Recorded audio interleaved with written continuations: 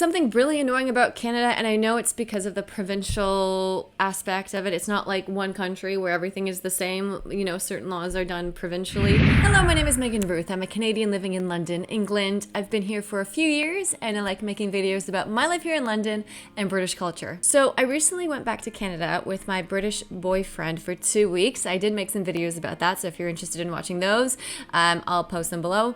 But I just went back for 2 weeks. It's the longest I've been back since probably during COVID, because I went back for COVID and also because my original visa had expired and then I had to apply for my new visa. So I was back for 7 months. But it's the longest time that I've been back since 2020. I went back last Christmas, but I was only back for 4 days. So, you know, that was kind of a in and out journey. But I really feel like this past time being in Canada, I had a lot of reverse culture shock because I was able to really, you know, explore the culture and remind myself of what Canada is truly like. So I thought in this video I would go over my experience about what I observed in terms of reverse culture shock. I'm going to mention a little bit about what my boyfriend thought as well, because it is fun to see your homeland through the eyes of a foreigner. He had never been to Canada before, so it was kind of fun watching him see Canada for the first time and tell me what he observed as well. So the first thing I want to talk about is tipping culture, because in Canada we have tipping culture. Unlike the UK, unlike Europe, generally speaking, tipping culture is a big thing in Canada, and it's typical to tip 15 to 20%, at least it was. Now it's like 18 to 25%, so it's gone up a bit. And this is one of the things that I've really changed my mind on while I've been over here. So I used to be a server in Toronto. I made a lot of money through tips, and I actually really loved the tipping culture over there while I was a server. If you're a server, you like the tipping culture because you make bank through tips, especially if you're in a high-end restaurant, if you're in a touristy restaurant, you are making some good money because the minimum wage is regulated in Canada. Unlike the States where restaurants can pay their servers whatever they want, and typically it's like atrociously low, the minimum wage in Canada is regulated. So they're making a basic wage and also their tips. And on a good night, I'm gonna be honest, like when I was serving in Toronto, I made about $1,100 to $1,300, and that was during a game. It was during the World Cup. I was working at an Italian restaurant, and I think Italy won, so that was my best night. But generally speaking, servers make a good wage in Ontario, at least. Personally, I don't really feel like the tipping culture is necessary. I do think it's fair to tip anywhere between 10 to 15%. If the service is atrocious, then maybe not. But the other thing that really annoys me about tipping culture is how much servers have to work for their tips. When we were over there, I forgot, oh my gosh, how attentive servers are to you. They will be at your table like every 5 minutes. Are you doing all right? Are you doing all right? And it's nice, but it's like a little bit much. And because they're working for tips, that's why they do it. I've kind of gotten spoiled over here where that doesn't happen. You know, you just get your meal, and because they're not working for tips, they just let you be, and it is quite nice. So I've actually changed my mind a little bit about the tipping culture since I've been over in the UK, but I do know how shit the job can be. So if I were to ever go back into serving, I wouldn't do it over in the UK. I would do it in Canada because I'd make a lot more money. The other major difference, and the one that Richard really had a hard time with, was tipping bartenders, because you're also supposed to tip your bar staff in Canada. It's custom to tip bar staff, and that's not a thing over here. I do quite like having to not tip the bar staff, to be honest, but that's just because, you know, I don't like spending more money than I need to, you know. Also, I've never been a bartender, so I don't know how, you know, like what the job is like. But based on my experience, I know some bartenders that love their job. So, you know, the tipping is just a bonus. But yeah, the tipping culture over there, I've really changed my mind about it. I genuinely think that 18 to 25% in Canada, in Ontario, is just ludicrous. And I you know, next time I go back, I won't be tipping that much. I was tipping about 20%, 18 to 20% when I was there, but now looking back, I think I'm gonna, you know, reevaluate and not tip as much the next time I go back, because servers generally do make a good wage over there. It's not like the States where the restaurant can pay their server $2 an hour. There is a basic wage. The other big thing about Canada that I realized while I was over there is how big of a driving culture it is. Public transport is not good. I mean, I knew this before, but like, you know, it really hits you when you're there and you're trying to get from point A to point B and you're not driving. But driving culture is crazy over there. Toronto public transit is Oh my God. Oh, it is just horrible. Like after being in London, I'm really spoiled in London because Toronto public transport is horrible.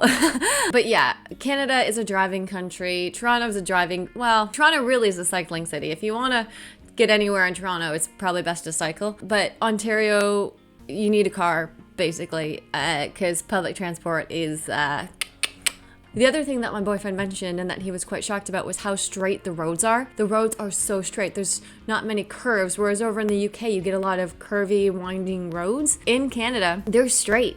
They are straight, and you can see into the distance, and it's just, they're so straight. You could be driving straight for miles, and that was a big culture shock that Richard, my boyfriend, experienced. Something I never really thought about before, but I guess if you are used to the European and UK roads, it would come to mind. And relating to that, things are more spaced out. It takes a lot longer to get from point A to point B, and my memory is skewed, or was skewed when I was there, because I said to Richard, we were going to go somewhere in Toronto, and I said, oh, it won't take too long to walk. It's just right down the road.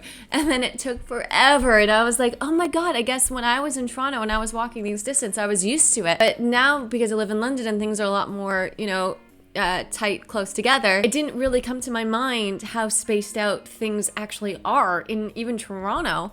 Like, it takes a while to walk to places. Yeah, just distance is really skewed with my memory. I guess it's what you're used to though. Like if you're used to walking a certain distance, then it won't seem that long to you. But yeah, just very interesting observation.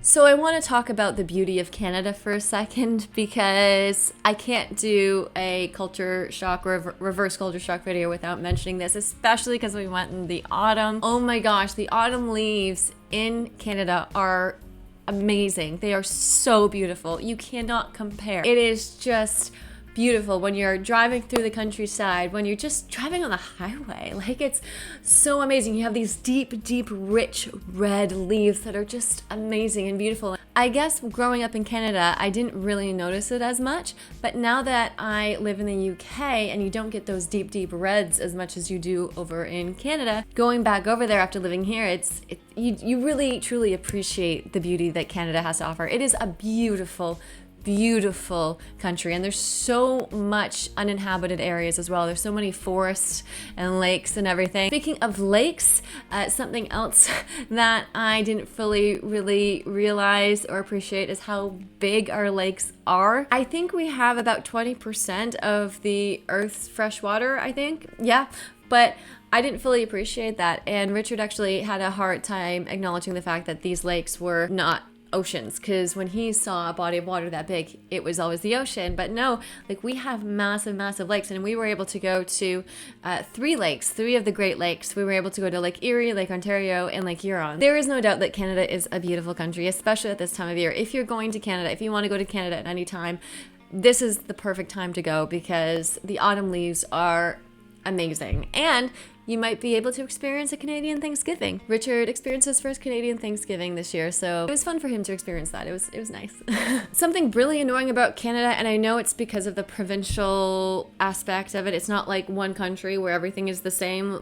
Certain laws are done provincially. It's taxes added after checkout. So in the UK and Europe, you get your price. That's the price that you pay at the cash register.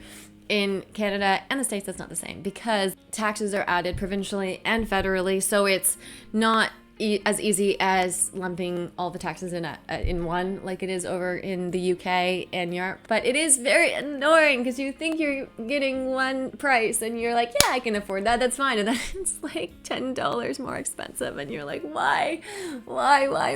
It is a minor annoyance, but it will always be an annoyance. It will always be an annoyance. Okay, I saved this one till last because I do feel like if you are a regular viewer of mine, you are tired of me talking about alcohol. So if you're tired of me talking about alcohol, you can always click away. It's fine. I will let you do that. But the liquor laws in Canada, oh my God. Yeah, it's crazy. Like, we were at my friend's wedding. One of the reasons why we went over is because my friend got married, and it was an open bar and it was closing, and I had a can of beer, and I could not bring that outside the venue because of the liquor laws. You can't drink outside. Whereas in the UK, if I was in the UK, I could bring it outside the venue easily. And it's just like, well, in England anyway, I don't know about Scotland or anything, but in London, England, generally speaking, you can bring alcohol outside on the streets, but you can't do that in Canada. I could go on and on about the liquor laws. Y'all are gonna think I'm an alcoholic, mate. Like, wow, I promise I'm not. Yeah, anyway, I had an amazing trip back. It was fun to see my family and friends back in Canada, and, you know, living in both countries, well, not living in both countries, but like, having experience living in Canada, having experience living in the UK, it's always an adventure because I learn things every time I go back. So it's fun. Yeah.